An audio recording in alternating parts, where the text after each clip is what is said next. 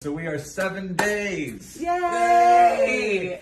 And you were just saying, this is something that people actually do say. You said Okay. you're kind of feeling a little bit like, oh my gosh, I'm not going to get to see the team as much anymore. Right. I'm used to coming in a lot and seeing you guys. People actually do miss the team, believe it or not, after we get that close. So day 5, you said you had a little bit, day 3, 4 was a little bit of an emotional. How have the last few days been? They've been pretty good.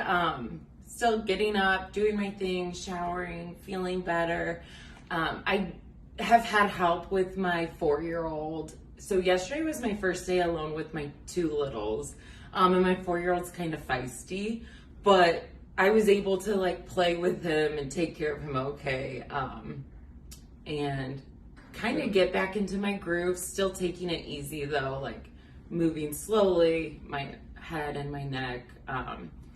But other than that, doing pretty well. So one thing that I cannot get over that I'm dying about actually is this area right here. That brow transition to the temple into the lower lid of the cheek. That is, I think, my favorite. I mean, your jawline's good. I know. But this is my favorite. I know. And the brow was like an afterthought, right? It was. Tell me about that. So at my last consult, I had, I guess, a total of 4 over the years. And at my last one before my surgery, I thought it was an eyelid issue. Like my eyelids were getting heavy, but once you saw me, you were like, it's not your eyelids, it's your forehead. It was just feeling heavier. My eyelids, like putting makeup on and stuff, it was getting lower.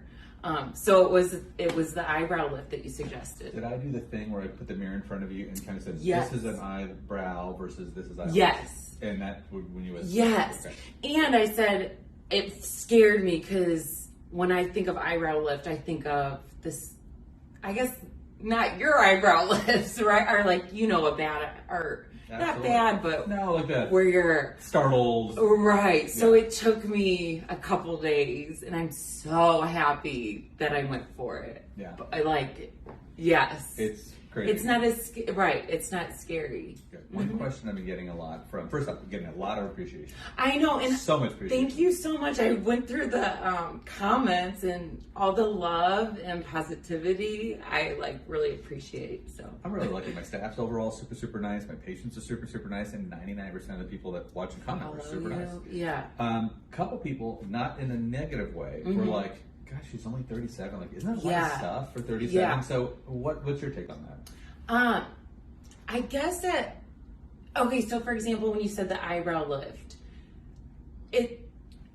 different things it did seem like a lot of stuff, and I did question myself a lot.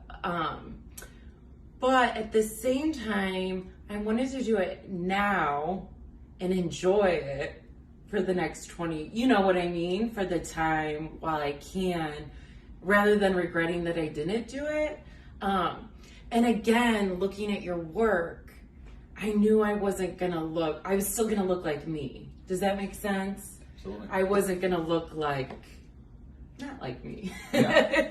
I've been seeing in our industry is, used to think of facelifting and that kind of stuff as, they're getting old and haggard, let's try to put them back together and, let them coast looking halfway decent, or used to think of injections and Botox and fillers as, they're 40s, 50s, they're starting to look kind of haggard. Let's try to resuscitate them a little bit.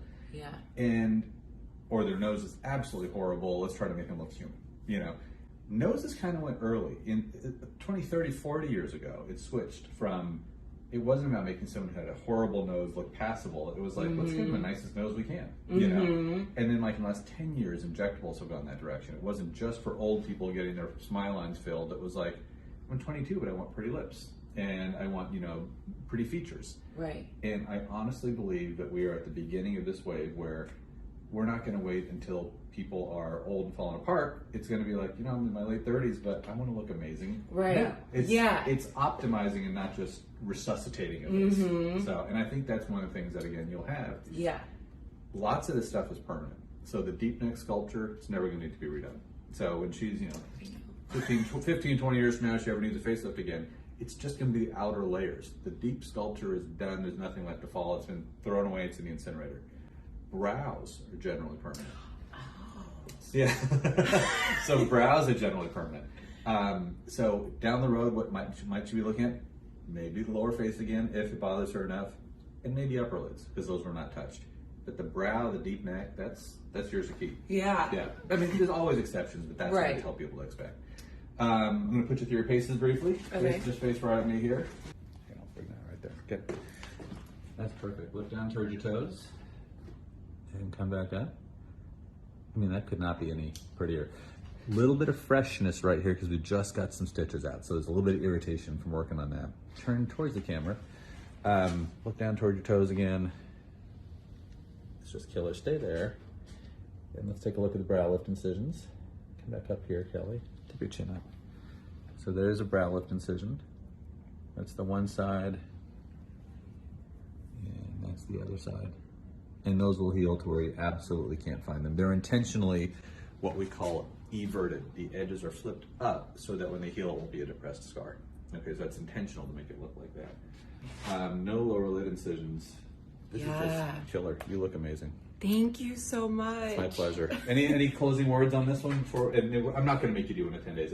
You've been more than nice enough. Oh well, no. I mean, just thank you. Like something too. Like from every step of the process, even the aftercare has just been top notch. Just like behind the camera, for instance. Yeah, I know. So Kelly's holding the camera. I know. Hey guys.